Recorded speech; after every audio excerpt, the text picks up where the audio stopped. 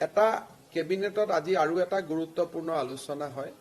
সেইটো হৈছে যে আমাৰ জিলাসমূহত নিয়োগ বিনিময় কেন্দ্ৰসমূহ আছে এতিয়া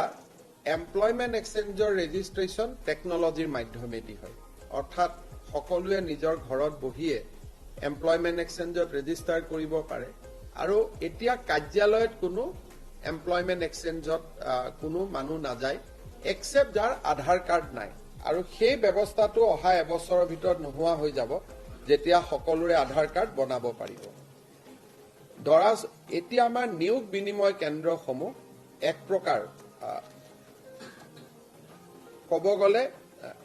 অচল হৈ গ'ল কিন্তু নিগেটিভ ৱৰ্ডত নহয় পজিটিভ ৱৰ্ডত যে মানুহে ঘৰত বহিয়ে ইয়াৰ সেৱাসমূহ পায় সেইকাৰণে নিয়োগ বিনিময় কেন্দ্ৰসমূহক আমি ডিষ্ট্ৰিক্ট ইউথ ৱেলফেয়াৰ অফিচলৈকে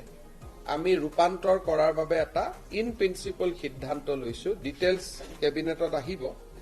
এই ডিষ্ট্ৰিক্ট ইউথ ৱেলফেয়াৰ অফিচাৰজনৰ দায়িত্ব হ'ব জিলাখনত নিয়োগ মেলা পাতা বিভিন্ন কলেজ বিশ্ববিদ্যালয়ত কেৰিয়াৰ কাউন্সেলিং কৰা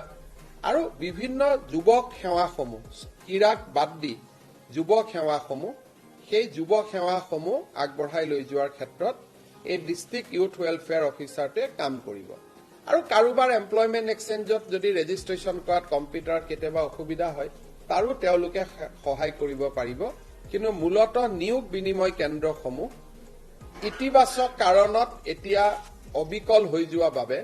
আমি তাক জিলা যুৱ কল্যাণ কাৰ্যালয়লৈ ৰূপান্তৰ কৰাৰ এটা সিদ্ধান্ত লৈছো ৰাজ্যিক পৰ্যায়ত আজি কেবিনেটত বিশেষকৈ এইখিনিয়ে কথা আলোচনা হৈছিলে আৰু অহা বিত্তীয় বৰ্ষৰ বাজেটত আমাৰ চৰকাৰে বিভিন্ন সময়ত দিয়া প্ৰতিশ্ৰুতিসমূহ যাতে বাজেট এলোকেশনেৰে সৈতে আহিব পাৰে